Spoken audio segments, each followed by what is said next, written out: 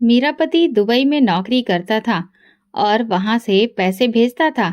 लेकिन जब भी वो मुझे पैसे भेजता, मुझे बहुत गुस्सा आता, क्योंकि वो अपने मरे हुए भाई के बच्चों और उसकी विधवा पत्नी का भी खर्च उठाता था। मैंने गुस्से में शोर मचाकर अपनी जेठानी पर आरोप लगाया कि उसका मेरे पति के साथ में कोई रिश्ता है। वो बहुत अच्छी और नेक महिला थी, लेकिन रोते हुए अपने बच्चों को लेकर घर छोड़कर चली गई। और कुछ सालों के बाद अचानक खबर आई कि मेरे पति का निधन हो गया। अब मैं भी विधवा हो गई थी। मुझे तब एहसास हुआ कि कर्मों का फल क्या होता है। अब जब खाने के भी लाले पड़ गए और पड़ोसियों ने मदद करनी चाहिए, तो पूरा मोहल्ला मुझ पर ताने कसने लगा। इस बार मुझे कुछ ज्यादा पैसे भेजना, मेरी बहन की शादी है, मुझे खूब खर्चा करना है, मैंने फोन पर अपने पति से कहा। लेकिन वो गुस्से में बोल पड़ा, पैसे पेड़ों पर नहीं उगते, मैं बहुत मेहनत से कमाता हूँ, खुद ठीक से खाना नहीं खा पाता, और तुम्हें लगता है कि पैसे आसानी से आ जाते हैं। उसकी लंबी चौड़ी बहस सुनकर मेरा खून खौल उठा। मैंने गुस्से में कहा, तो क्या इस बार अपनी विधवा भाभी को थोड़े कम पैसे नहीं भेज सकते? आखिर मेरी बहन की शादी भी तो जरूरी है। पति ने जवाब दिया, मैं पहले ही तुम्हारी बहन की शादी के लिए पैसे भेज चुका हूँ, अब और मुझे परेशान मत करो। मैं अपने भाई के बच्चों को भूखा नहीं मरने दूंगा। बताओ, उनका खाना ज्यादा जरूरी है या तुम्हारी बहन की शादी के महंगे कपड़े? उसकी ये बात सुनकर मैं और भड़क गई। तुम्हें हमारी जरूरतें कभी समझ में नहीं आती। दूसरे पतियों को देखो, अपनी पत्नियों की हर इच्छा पूरी करते हैं, और तुम 2 जोड़े कपड़े भी नहीं दिला सकते। मैंने अपनी खरीदारी के लिए पैसे नहीं मांगे, बच्चों के लिए सामान लिया है, तो इसमें इतना बड़ा क्या हो गया? मैंने फोन पर ही झगड़ा शुरू कर दिया तो उसने गुस्से में फोन काट दिया। मैं तिलमिलाकर रह गई। मेरा बस चलता तो उसे पकड़कर जोर से हिला देती। गुस्से में मैंने मेज पर रखा गिलास उठाकर जमीन पर दे मारा। मेरा नाम विनीता है। हमारे घर में हमेशा गरीबी का माहौल था। पापा ने 7 बेटियां पैदा करने के अलावा कुछ खास नहीं किया था। उनकी कमाई बहुत कम थी और व्यवहार भी अच्छा नहीं था। वह हमेशा गुस्से में रहते थे और माँ से लड़ते रहते थे। माँ भी कम नहीं थी, क्योंकि उनके 4 भाई थे और वो अपने भाइयों की धौंस पापा पर जमाती थी। पापा जब लड़ाई करते तो माँ भी उन्हें करारा जवाब देती। कभी कभी लगता कि गलती पापा की है, कभी लगता कि माँ की, लेकिन असल समस्या गरीबी थी। माँ की कई इच्छाएं थीं जो कभी पूरी नहीं हो पाती थीं। इसी वजह से वो हमेशा चिड़चिड़ी रहती और पापा को भी यही लगता कि वो सारी इच्छाएं पूरी नहीं कर सकते। एक दिन गुस्से में पापा बोले, अगर तूने एक बेटा पैदा कर लिया होता तो वो आज मेरा सहारा बनता, लेकिन तूने तो 7 बेटियां पैदा कर दी। अब मैं क्या करूं? पापा को लगता था कि माँ ने बेटियां पैदा करके उनका जीवन खराब कर दिया, और माँ को लगता था कि पापा ने उनकी जिंदगी बर्बाद कर दी। धीरे धीरे हम बहनों को भी इस लड़ाई की आदत हो गई थी। अब अगर घर में शांति होती तो लगता कि कुछ गड़बड़ है। शायद माँ पापा बीमार हैं। मेरी बड़ी बहन घर का सारा काम संभालती थी। माँ कहती, जब मैंने 7 लड़कियां पैदा की हैं तो घर का काम तो संभालो। मैं 5वें नंबर पर थी तो घर के छोटे मोटे कामों में बड़ी बहनों की मदद करती थी। कब हम सब बड़ी हो गईं, पता ही नहीं चला। जब माँ हमें जवान होते देखती तो चिंता में डूब जाती। उन्हें लगता कि अच्छे रिश्ते आएं और हमारी शादी हो जाए, लेकिन रिश्ते इतने आसान नहीं थे। लड़के वाले बिना दहेज शादी करने को तैयार नहीं होते थे और पापा के पास देने के लिए कुछ नहीं था। इस वजह से माँ का गुस्सा और बढ़ गया था। 3 बहनों की शादी हो चुकी थी, अब 4 बहनें बची थी। पापा का बोझ हल्का होने का नाम ही नहीं ले रहा था। मुझे भी माँ पापा पर तरस आता, लेकिन मैं कर ही क्या सकती थी? बस अपनी शादी का इंतजार कर रही थी ताकि इस घर से बाहर निकल सकूं। जब मेरी शादी का नंबर आया तो किस्मत से लड़का दुबई में काम करता था। ये सुनकर मेरी खुशी का ठिकाना नहीं रहा। मुझे लगा कि मेरी जिंदगी अब पूरी तरह से बदल जाएगी। रिश्ता फौरन तय कर दिया गया और 15 दिन बाद शादी की तारीख भी तय हो गई। लेकिन जब पता चला कि शादी के बाद मैं अपने पति के साथ दुबई नहीं जाऊंगी, बल्कि यहीं ससुराल में रहूंगी, तो मेरे सारे सपने टूट गए। मैंने अपने पति से बहुत जिद की कि वो मुझे भी अपने साथ दुबई ले जाए, लेकिन उसने साफ मना कर दिया। ये मुमकिन नहीं है। मेरी सैलरी भारत में ज्यादा लगती है, लेकिन दुबई में बहुत मामूली है। अगर तुम्हें वहां पर ले गया तो खर्च कैसे उठाऊंगा? वहां के खर्चे बहुत ज्यादा हैं। मुझे ऐसा लगा जैसे किसी ने मेरे सपनों को चूर चूर कर दिया हो। उसने मुझे समझाने की कोशिश की, मगर मैं समझने के लिए तैयार ही नहीं थी। मैंने कहा, मुझे कुछ भी नहीं पता, हम किसी भी तरह गुजारा कर लेंगे। तुम बस मुझे अपने साथ में ले चलो, मैं कोई नौकरी कर लूंगी।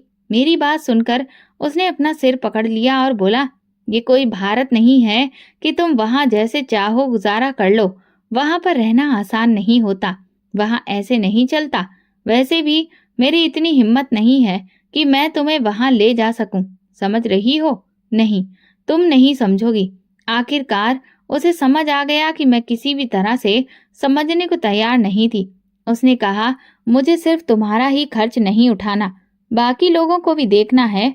मुझे माँ को भी पैसे भेजने होते हैं। उसकी बात सुनकर तो मुझे बहुत गुस्सा आ गया। भला पति की जिम्मेदारी अपनी पत्नी और बच्चों का खर्च उठाना है या पूरे घर का? मेरे ससुराल में सास ससुर के अलावा मेरे जेठ और जेठानी भी रहते थे, जबकि मेरी 3 नंदे शादीशुदा थीं। फिर भी मेरी सास जब भी नंदे आती जाती, उन्हें कुछ न कुछ देती रहती। वो मेरे पति की कमाई यूं ही बांट रही थी। मेरे जेठ की आमदनी भी बहुत ज्यादा नहीं थी, लेकिन घर में जरूरत का हर सामान मौजूद था, जिससे साफ पता चलता था कि ये सब मेरे पति की कमाई से ही मुमकिन हो रहा था। यहाँ से इतनी कमाई में ये सब खरीद पाना संभव नहीं था। मेरे ससुर तो बस दिन भर चारपाई पर पड़े रहते थे और मेरी जेठानी मेरे पति की कमाई पर ऐश कर रही थी। ये सब देखकर मेरा दिल जल जाता। मैं चाहती थी कि मेरे पति की कमाई सिर्फ मुझ पर और हमारे बच्चों पर खर्च हो और मैं वैसी जिंदगी जीऊं जैसी मैंने हमेशा सपने में देखी थी, लेकिन ऐसा हो न सका। मेरा पति मुझे दिलासा देकर वापस दुबई चला गया। पति के जाने के बाद भी मैंने हिम्मत नहीं हारी। मैंने सोच लिया था कि किसी न किसी तरह से मैं अपने पति को मना लूंगी। अभी तो हमारी शादी को ज्यादा समय नहीं हुआ था। मैंने सोचा कुछ साल मेहनत करूंगी और फिर वो जरूर मेरी बात मान जाएगा। आखिर पानी अगर लगातार पत्थर पर गिरता रहे तो उसे भी तोड़ देता है। फिर ये तो एक इंसान था, खासकर जब हमारे बच्चे हो जाएंगे तब वो खुद ही मुझसे दूर नहीं रह पाएगा। इसलिए मैंने सोचा कि जल्दी से जल्दी माँ बनने की कोशिश करूं, ताकि मेरे पति का ध्यान सिर्फ मुझ पर और हमारे होने वाले बच्चों पर रहे। मेरा पति साल में सिर्फ एक बार घर आता था और 2 महीने रुककर वापस चला जाता था। मैं उसकी वापसी का बेसब्री से इंतजार करती। मेरी सास मुझसे घर के काम करने के लिए कहती, लेकिन मैं साफ मना कर देती। आखिर मैं क्यों करूं? जब मेरे पति की कमाई पर पूरा घर पल रहा था, तो घर का काम मेरी जेठानी को करना चाहिए था। वो बिना कुछ कहे घर का सारा काम कर लेती। उसने कभी भी ना तो सास से बहस की और ना ही मुझसे काम करने को कहा। अगर वो कहती भी तो मैं उसे मुंह तोड़ जवाब देना जानती थी, लेकिन उसने कभी मुझे ऐसा कुछ भी नहीं कहा। वो चुपचाप सब काम कर लेती। मैं जब चाहती अपनी मर्जी से काम कर लेती और जब मन नहीं होता तो किसी काम को हाथ तक नहीं लगाती। कुछ महीनों के बाद मेरी सास ने मेरे पति से मेरी शिकायत करनी शुरू कर दी। फिर मेरे पति ने मुझे फोन पर समझाना शुरू कर दिया, लेकिन मैंने तो साफ कह दिया, जब आप घर आएंगे तो मैं खुद आपको सब कुछ बता दूंगी। सास की बातों पर ध्यान देने की जरूरत नहीं है। मेरा पति समझदार था। उसने मेरी बात मान ली और मुझे फोन पर नसीहतें देना बंद कर दिया। साल के आखिर में मेरा पति घर वापस आया। मैं हर समय उसके आसपास रहने लगी ताकि इस बार उसे अपने साथ दुबई ले जाने के लिए मना सकूं। मेरा एक और मकसद था, जल्दी से जल्दी माँ बनना, ताकि मेरे पति को बच्चों की याद सताए और वो मजबूर होकर मुझे अपने साथ ले जाए। मैं जानती थी कि जो काम पत्नी नहीं करवा सकती वो बच्चे बड़ी आसानी से करवा लेते हैं। मेरे पति के जाते ही मैं माँ बनने वाली थी। मैंने उसे ये खुशखबरी दी तो वो भी बहुत खुश हुआ। मेरी खुशी का कोई ठिकाना नहीं था। मेरा पति इस खबर से बहुत खुश था। फिर मुझे एक बेटा हुआ। अब तो मेरे पति की हर चीज मेरे हाथ में थी। मैं जो भी फरमाइश करती वो उसे पूरा करने में लगा रहता। उसे अपने बेटे से बहुत प्यार था। मैंने उससे कह दिया कि मुझे खर्चे के लिए अलग से पैसे भेजे, क्योंकि मैं तुम्हारी माँ के सामने बच्चे की छोटी मोटी जरूरतों के लिए हाथ नहीं फैला सकती। उसने मुझे अलग से पैसे भेजने शुरू कर दिए, जिनमें से कुछ मैं खुद पर खर्च कर लेती और बाकी पैसे बचाकर अपनी बहनों के लिए तोहफे खरीदती, जिससे वे बहुत खुश हो जाती। मेरी अभी 2 बहनें बची थीं, जिनकी शादी बाकी थी। माँ पापा अब काफी बूढ़े हो चुके थे। माँ ने काम पर जाना छोड़ दिया था और पापा की मामूली सी पेंशन से ही घर का खर्च चलता था। बाकी की मदद मैं कर दिया करती थी। हमारे परिवार में सिर्फ मेरी ही शादी एक अच्छे घर में हुई थी। बाकी बहनों के घरों में तंगी थी। मेरी छठी नंबर की बहन की शादी थी और इस मौके पर मेरा पति भी दुबई से आया हुआ था। मैं पूरी तरह से सज धज कर अपने पति के साथ शादी में गई। वहां मौजूद सभी रिश्तेदार मेरी चमक दमक देखकर हैरान थे। हर कोई कह रहा था, तुम तो बिल्कुल बदल गई हो, पहले से ज्यादा खूबसूरत लग रही हो। मेरी कजिन्स मेरी तारीफ करते नहीं थक रही थी और मैं खुशी से फूली नहीं समा रही थी। यही तो मैं चाहती थी कि मैं सबसे अलग और खास लगूं, और सच में मैं सबसे अलग दिख रही थी। मेरे पति ने मुझे शादी के लिए महंगा जोड़ा खरीदने से नहीं रोका, बल्कि उसने मेरी बहन की शादी के खर्चे में भी काफी मदद की। दहेज देने से लेकर खाने पीने तक हर चीज में उसने दिल खोलकर खर्च किया। मैंने सोच लिया था कि अब मैं अपने पति से एक अलग घर बनवाने की फरमाइश करूंगी, जहां मैं अपनी मर्जी से रह सकूं। मैं हमेशा के लिए जेठानी के साथ तो नहीं रह सकती थी। मेरे सास ससुर का क्या था, वे आखिर कब तक जिंदा रहते। वे चाहे तो हमारे साथ नए घर में रह सकते थे, लेकिन जेठानी के बच्चे बहुत शरारती थे। वे हमेशा घर में उधम मचाते रहते थे। मेरे कमरे में भी बिना पूछे आ जाते और फिर मेरे बच्चे को तंग करने लगते। कभी उसे सोते से उठा लेते, कभी गोद में उठाकर बाहर ले जाते। मुझे ये सब बिल्कुल भी पसंद नहीं था। मैं अपने बच्चे को अपनी मर्जी से सुलाना और उठाना चाहती थी। इसीलिए मैंने अपने पति से कहा कि मुझे अलग घर चाहिए। मेरे पति ने भी मेरी बात मान ली। उन्होंने कहा, अलग घर बनाना बहुत अच्छी बात है।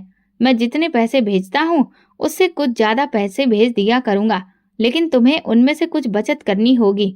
चाहो तो एक एफडी खुलवा लो, लेकिन पैसा बचाओ ताकि हम अपने लिए कुछ कर सकें। मेरे पति बहुत समझदार थे और मेरी हर बात जल्दी ही समझ जाते थे। हाँ हाँ, मैं जरूर पैसे बचाऊंगी और फिर हम अपनी मर्जी का घर खरीद लेंगे। ये सोचकर मेरी आंखों में खुशी के दिए जल उठे और मेरे होठों पर मुस्कान आ गई। मेरी शादी को 3 साल हो चुके थे कि फिर मेरे ससुर का निधन हो गया। वैसे तो मैं उनसे ज्यादा करीब नहीं थी, इसलिए मुझे बहुत ज्यादा दुख नहीं हुआ, लेकिन उनकी पेंशन से घर का खर्चा चलता था, जो कि अब खत्म हो गया। अब सारा खर्च मेरे पति पर आ गया था। वो दुबई में थे, इसलिए ससुर की मौत पर आ नहीं सके, लेकिन वो बहुत दुखी थे। मुझे इस बात की चिंता थी कि अब घर का पूरा खर्च मेरे पति को ही उठाना होगा और मेरी बचत का काम भी रुक सकता था।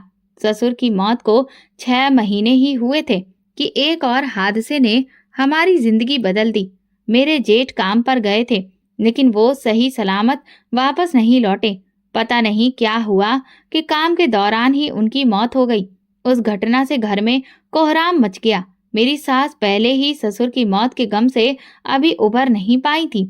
अब जवान बेटे की लाश देखकर वो पागल जैसी हो गई।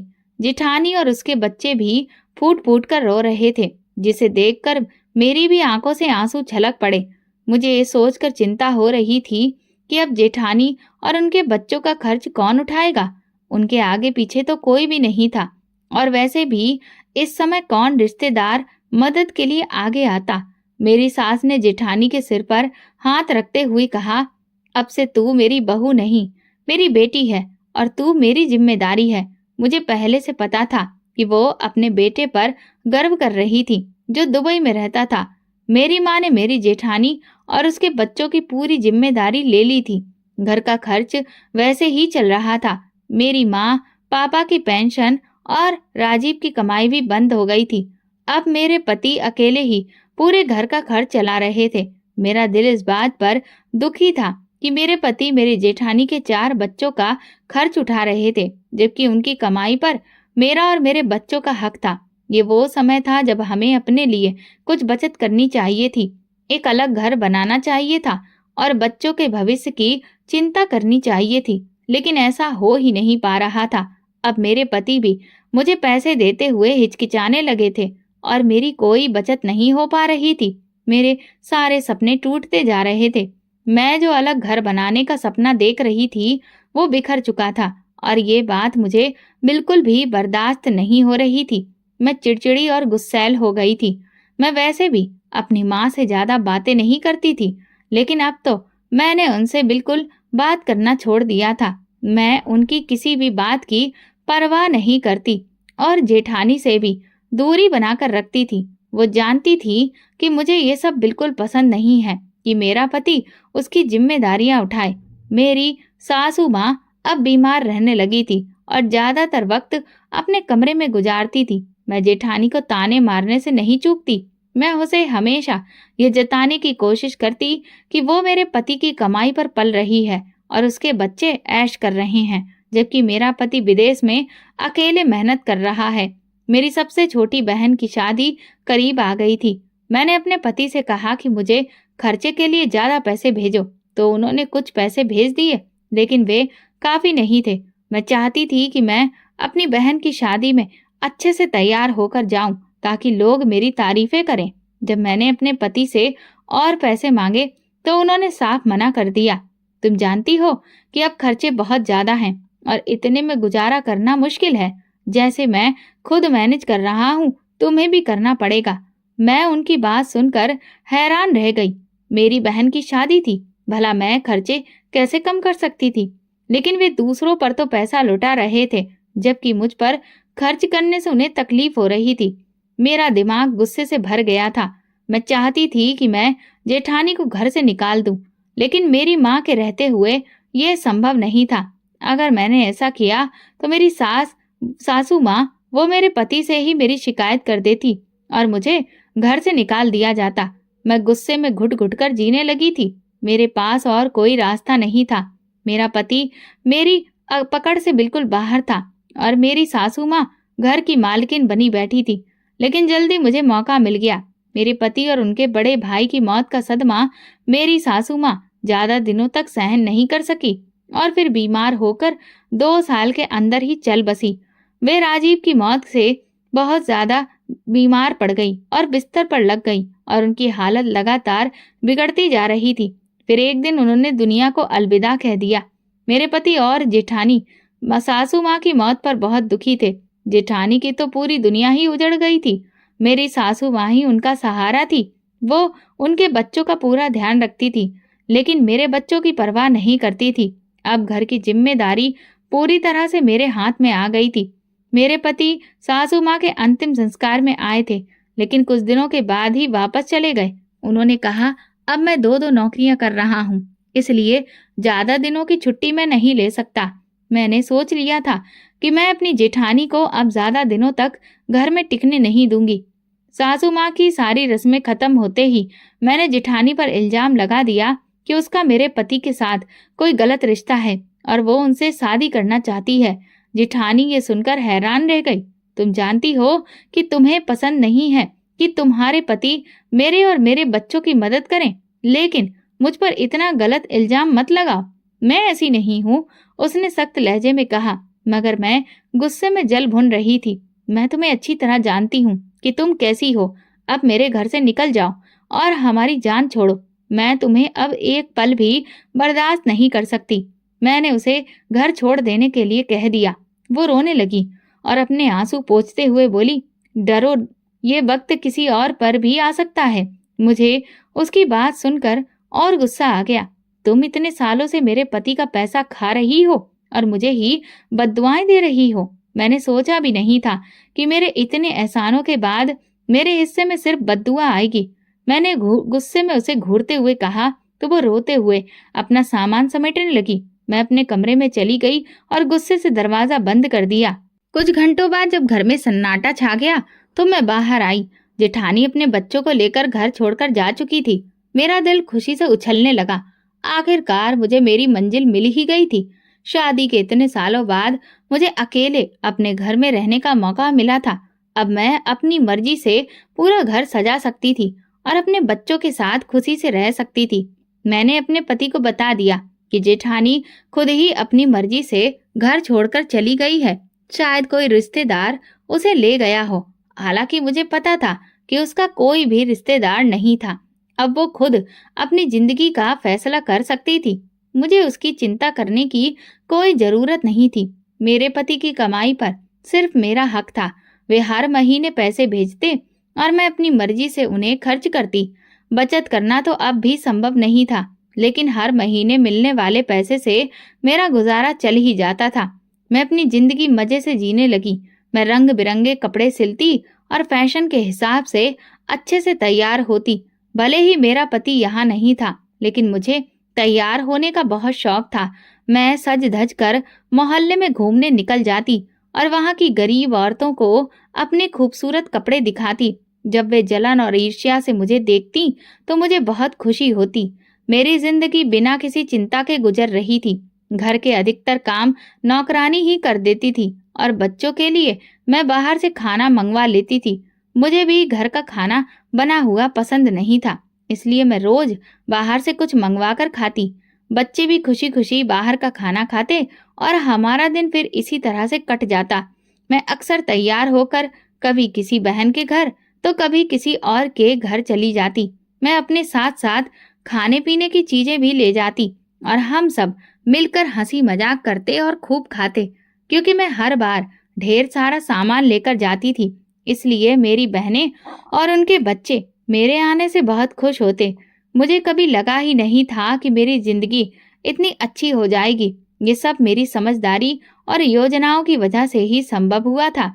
अगर मैं अपनी जेठानी को घर से नहीं निकालती तो शायद आज भी उसके बच्चों की देखभाल कर रही होती।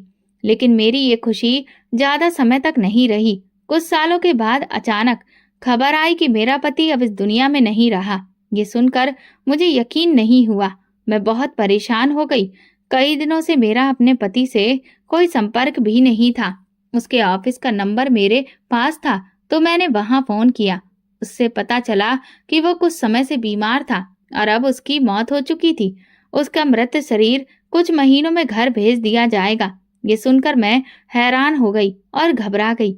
अब मैं विधवा हो चुकी थी। ऐसा लगा कि जैसे मुझ पर कोई बहुत बड़ा दुख आ गया हो।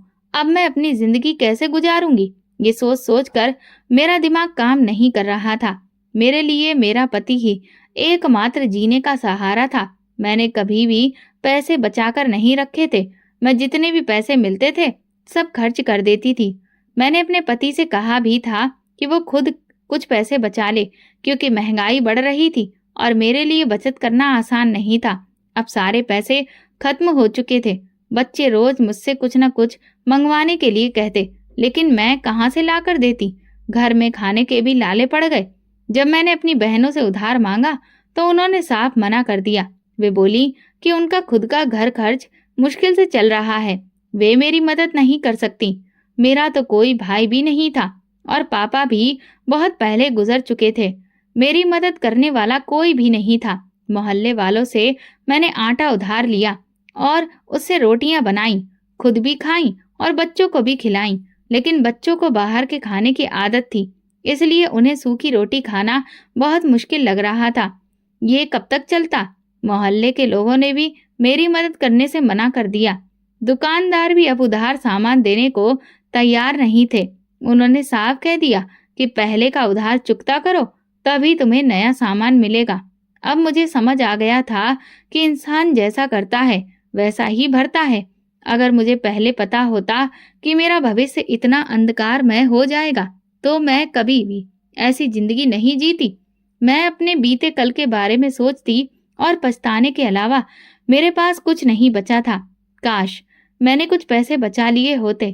काश मैंने अपनी जेठानी और उसके अनाथ बच्चों का सहारा बनकर उनका ख्याल रखा होता। काश मैंने उनके साथ प्यार और समझदारी से जीवन बिताया होता। मेरी जिंदगी में बहुत से काश थे। अब मैं सोच रही थी कि जब मैंने अपनी जेठानी को घर से निकाला था, तब उसने अपने बच्चों को कैसे पाला होगा। उन्हें 2 वक्त का खाना खिलाने के लिए उसने कितनी तकलीफें झेली होंगी। अकेले जिंदगी गुजारना कितना मुश्किल होता है, ये अब मुझे समझ में आ रहा था। शादी से पहले मेरी जिंदगी सपनों और इच्छाओं से भरी हुई थी, लेकिन जब सब कुछ मिला तो मैं उसे संभाल नहीं पाई। मैंने सब कुछ अपने कब्जे में करने की सोची और ये भूल गई कि मिल बांट कर खाने से बरकत होती है। अकेले खाने और लालच करने से इंसान का भाग्य भी रूठ जाता है। भगवान ने मुझसे मेरा सब कुछ छीन लिया था। मैं किसी तरह भूख सहन कर रही थी, लेकिन अपने बच्चों को भूखा नहीं देख सकती थी। वे भी अब अनाथ हो चुके थे। मुझे अपनी जेठानी के बच्चे याद आने लगे। अगर मैंने तब उनके साथ बुरा व्यवहार ना किया होता तो शायद आज मेरी भी मदद होती, लेकिन अब पछताने से क्या फायदा।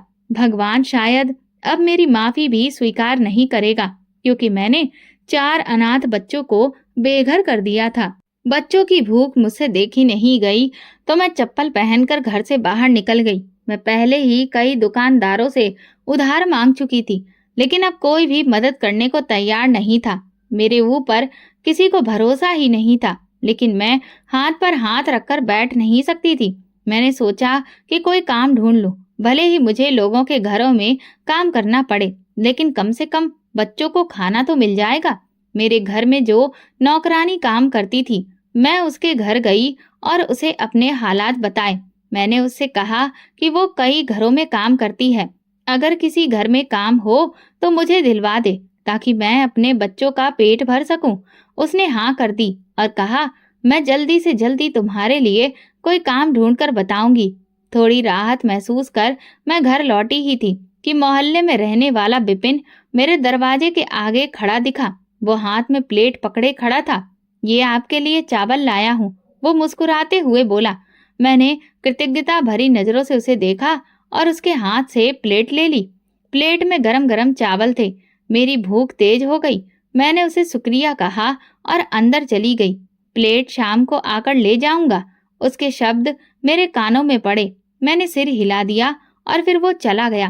पहली बार मेरे पेट में कुछ गया तो खुद ब खुद मेरे होठों से भगवान का धन्यवाद निकल गया। अब बिपिन रोज कुछ न कुछ लेकर आने लगा, कभी फल, कभी सब्जी, तो कभी पका हुआ खाना। उसकी दया देखकर मैं हैरान थी, लेकिन मुझे समझ आ गया था कि भगवान ने उसे मेरी मदद के लिए भेजा है। मेरे पास अब कोई और रास्ता नहीं था। जब तक मुझे काम नहीं मिलता, तब तक मुझे ऐसे ही गुजारा करना था। मेरे पास कोई और रास्ता ही नहीं था। जब तक कोई काम नहीं मिलता, तब तक ऐसे ही गुजारा करना था। मैंने बिपिन से कुछ पैसे उधार मांग लिए, ताकि मैं अपने घर में राशन की कुछ जरूरी चीजें ला सकूं। घर में आटा भी पूरी तरह से खत्म हो चुका था। उसने बड़ी ही उदारता दिखाई, लेकिन मुझे क्या पता था कि उसकी नीयत खराब थी और उसके इरादे सही नहीं थे। मुझसे शादी कर लो, कब तक अकेले जिंदगी गुजारोगी? कुछ दिनों में ही उसने मुझसे शादी की बात कह दी। मैंने हैरानी से उसकी ओर देखा। देखो, मैं तुम्हारे भले के लिए कह रहा हूँ। कल को मोहल्ले वाले तुम पर और मुझ पर गलत बातें बना सकते हैं। तुम्हें तो पता ही है कि लोग किस तरह की बातें करते हैं। मैं तुम्हें खुश रखूंगा। वो ना जाने कितने वादे कर रहा था, जबकि मैं हैरान खड़ी थी। मैंने कभी दूसरी शादी के बारे में सोचा तक नहीं था। मैं अभी कुछ कह भी नहीं पाई थी कि बिपिन की पत्नी ना जाने कहां से शोर मचाती हुई आ गई। उसने चिल्ला चिल्ला कर पूरे मोहल्ले को इकट्ठा कर लिया। आसपास के लोग घरों से बाहर निकल आए और तमाशा देखने लगे। वो मुझ पर लगातार आरोप लगा रही थी कि मैं उसके पति को बहका रही हूँ। तुझे शर्म नहीं आती दूसरों के पतियों को लुभाने में? एक अधेड़ उम्र की औरत ने मुझे डांटते हुए कहा, तो मैं बेबसी से अपने होंठ दबाने लगी। ऐसा कुछ भी नहीं है, ये सब झूठ है। लेकिन फिर भी मैं अपनी सफाई में कुछ नहीं कह सकी। वैसे भी वहां मौजूद कोई भी मेरी बात सुनने को तैयार नहीं था। मैंने मदद मांगने के लिए बिपिन की ओर देखा, लेकिन वो खुद ही जोर से बोल पड़ा, मैं इससे शादी करना चाहता हूँ। हमारे बीच कोई गलत रिश्ता नहीं है। बिपिन ने अपनी पत्नी को समझाने के बजाय उसके गुस्से को और भड़काने का काम किया। उसकी पत्नी कमर पर हाथ रखकर बोली, देख लो, सुन लो सब लोग, शादी करने चला है ये। एक पत्नी के अधिकार तो पूरे कर नहीं सकता, अब ये दूसरी शादी करेगा। देख लो, इस औरत ने मेरे पति को अपने जाल में फंसा लिया है। आप लोगों को याद ही होगा, इसका पति यहाँ नहीं रहता था, फिर भी ये हर रोज सज धज कर मोहल्ले में घूमती थी। मैं तो कहती हूँ इसे इस मोहल्ले से निकाल बाहर करो। आज इसने मेरा घर बर्बाद किया है, कल किसी और का घर उजाड़ देगी। मोहल्ले के सभी लोग उसकी हाँ में हाँ मिला रहे थे। निकल जाओ हमारे मोहल्ले से, चली जाओ तुम यहाँ से। लोगों ने आगे बढ़कर मेरा सामान उठाकर घर से बाहर फेंकना शुरू कर दिया। वे गुस्से में भरे हुए थे। मैं बहुत परेशान थी और उन्हें रोकने की कोशिश कर रही थी, लेकिन कोई भी मेरी बात सुनने को तैयार ही नहीं था। मेरी बेबसी अपनी चरम सीमा पर थी। जो मैंने अपनी जेठानी के साथ किया था, अब वही मेरे साथ हो रहा था। मुझे अपनी गलती का एहसास हो रहा था। काश कोई तो मेरी मदद करता। रुक जाइए, आप सब ये क्या कर रहे हैं? तभी मुझे एक जानी पहचानी आवाज सुनाई दी। मैंने फौरन अपनी तरफदारी करने वाले की ओर देखा। मेरी जेठानी हैरान होकर मोहल्ले वालों को देख रही थी। ये सब क्या हो रहा है? वो आगे बढ़कर सबके सामने खड़ी हो गई। मोहल्ले की औरतों ने मुझ पर आरोप लगाने शुरू कर दिए, लेकिन उसने तुरंत हाथ उठाकर सबको चुप करा दिया। बस करो, अगर तुम अपने पति को संभाल नहीं सकती तो इसमें इसकी क्या गलती? तुम खुद अपने पति को आकर्षित किया करो। आप सब लोग अभी के अभी यहाँ से चले जाएं, वरना मैं पुलिस को फोन करके बुलाऊंगी और सबको अंदर करवा दूंगी। मेरी जेठानी की धमकी काम आई और लोग कुछ ही देर में इधर उधर बिखर गए। मैं इतनी शर्मिंदा थी कि उनके सामने नजर उठाने की हिम्मत भी नहीं हो रही थी। उन्होंने मेरा बिखरा हुआ सामान समेटा और फिर मुझे अंदर ले आई। ये सब क्या हो रहा है? तुम इस हालात तक कैसे पहुंच गई? वो आश्चर्य से पूछने लगी तो मेरी आंखों में आंसू आ गए। मैं तो यहाँ से बस गुजर रही थी, संयोग से ये सब देख लिया, लेकिन ये कैसे संभव हुआ? जब मैंने उन्हें अपने पति की मौत की खबर दी तो वो हैरान रह गई और उनके मुंह से आवाज तक नहीं निकली। ये कैसे हो सकता है? भाई को क्या हुआ? उनकी आंखों में आंसू आ गए। वो तो इतने अच्छे इंसान थे कि मुझे अपने सगे भाई की तरह प्रिय थे। तुमने मुझे बताया क्यों नहीं? कम से कम एक बार पुकारती, मैं तुम्हारी मदद के लिए हर समय तैयार रहती। मैं तुम्हें क्या पुकारती? मैं तो खुश थी कि मेरी उससे जान छूटी। मैंने एक बार भी नहीं सोचा कि वो कहाँ जाएगी। मुझे उसके ठिकाने का कोई पता नहीं था जो मैं जाकर उसे बता सकती। मैं तुमसे बहुत शर्मिंदा हूँ, मुझे माफ कर दो। मैंने तुरंत उनके सामने हाथ जोड़ दिए तो उन्होंने मेरे हाथ पकड़ लिए। ऐसा मत कहो, मैंने हमेशा तुम्हें अपनी बहन की तरह माना है। ये तो भगवान की मर्जी थी कि मैं विधवा हो गई और मेरे बच्चों की परवरिश के लिए मुझे किसी सहारे की जरूरत थी। तुम्हारे पति ने हमेशा मेरा साथ दिया था। मेरी सास ने भी मुझे कभी भी किसी चीज की कमी महसूस नहीं होने दी थी। लेकिन तुम्हें ये लगा कि शायद मैं तुम्हारे पति को अपने पक्ष में करने की कोशिश कर रही हूँ, जबकि वो मुझे भाई की तरह प्रिय थे। मुझे यही सही लगा कि मैं अब ये घर छोड़ दूं और अपने बच्चों के लिए खुद खड़ी हो जाऊं। मैंने एक कंपनी में नौकरी कर ली और अब अच्छी कमाई कर रही हूँ। मैं अपने बच्चों की देखभाल करने में सक्षम हूँ। जिठानी की बातें सुनकर मुझे बहुत पछतावा हुआ। ऐसा नहीं है, मैं गलत थी। मैंने तुम पर झूठे आरोप लगाए, जबकि दिल से जानती थी कि तुम नेक इंसान हो और मेरे पति के बारे में ऐसा कभी नहीं सोच सकती। बस मैं तो ये चाहती थी कि तुम मेरे घर से चली जाओ। मैंने अपनी सभी गलतियों को स्वीकार कर लिया था, लेकिन मेरी जेठानी का दिल बहुत बड़ा था। उन्होंने मुझे दिल से माफ कर दिया तो मेरे मन से भारी बोझ उतर गया। अब मैं अपने भगवान से भी माफी मांग रही थी। शायद उन्होंने मुझे सही राह पर चलने का संकेत दिया था और मेरी परेशानियों को कम करने वाले थे। मुझे भी कोई नौकरी दिलवा दो ताकि मैं अपने बच्चों का पालन पोषण कर सकूं। चिंता मत करो, मैं कल ही अपनी कंपनी के मालिक से बात करूंगी। तब तक तुम मेरे साथ मेरे घर चलकर रहो। ये मकान किराए का है और मैं अपनी तनख्वाह से किराया देती हूँ। तुम्हें अब किसी चीज की चिंता करने की जरूरत नहीं है। संजीव ने विधवा होने के बाद मेरा और मेरे बच्चों का जितना साथ दिया था, अब मैं उनके बच्चों को अकेला कैसे छोड़ सकती थी। इस घर को किराए पर दे दो, इससे कुछ खर्चा निकल आएगा और तब तक तुम्हारी नौकरी भी लग जाएगी। जेठानी की बात सुनकर मैं बेहद खुश हो गई। ये वाकई संभव था। वैसे भी अब इस मोहल्ले में मेरा रहना ठीक नहीं था। मेरे बच्चों ने जो कुछ सहा था, मैं नहीं चाहती थी कि वे दोबारा वैसा कुछ भी सहें और अपनी माँ के बारे में कुछ गलत सोचें। मैं अपना सारा सामान लेकर जेठानी के घर चली गई। वो घर भले ही छोटा था, लेकिन उन्हें हमारे वहां पर रहने से कोई आपत्ति नहीं थी। कल तक जो औरत मेरे सहारे थी, आज वही मेरा सहारा बन गई थी।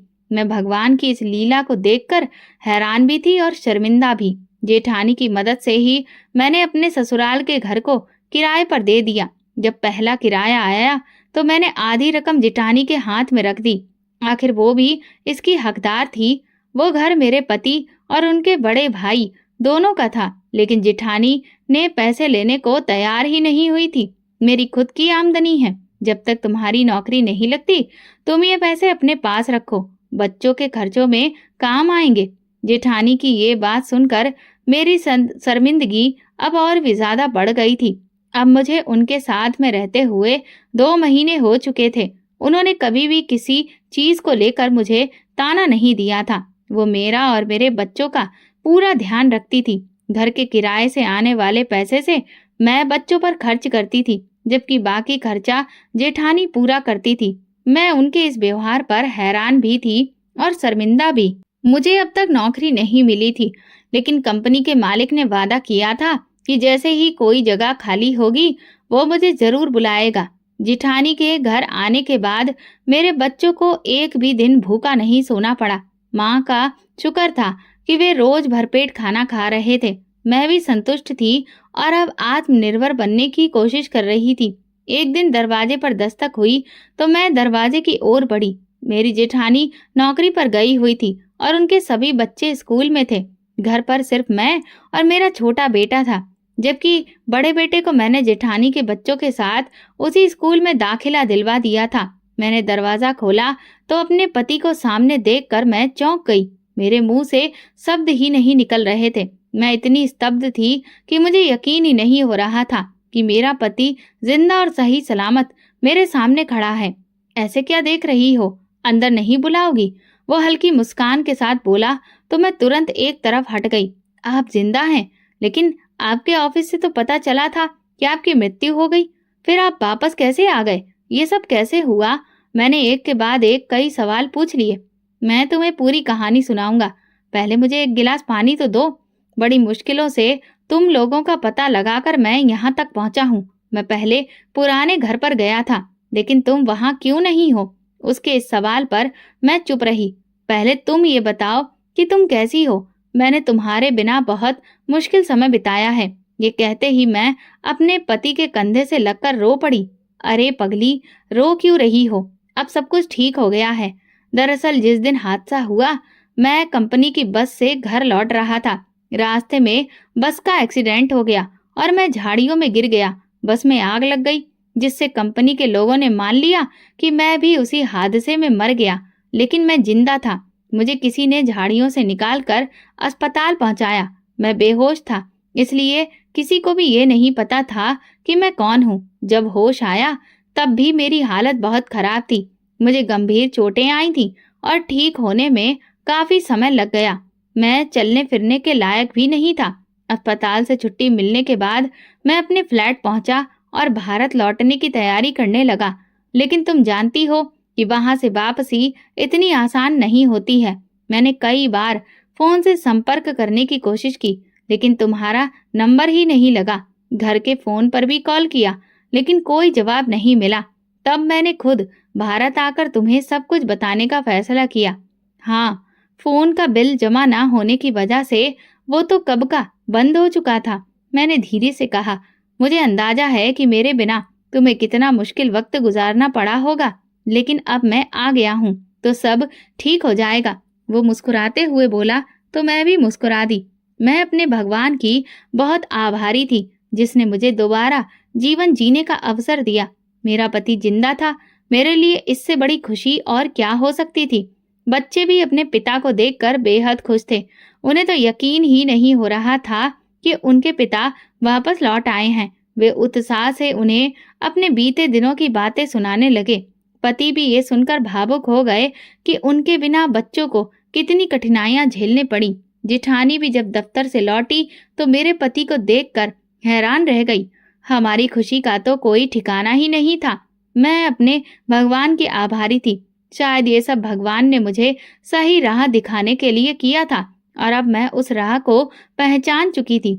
दोस्तों, अगर आपको हमारी कहानी पसंद आई हो तो कमेंट करके ज़रूर बताइए। वीडियो को लाइक करें और ज़्यादा से ज़्यादा शेयर करें।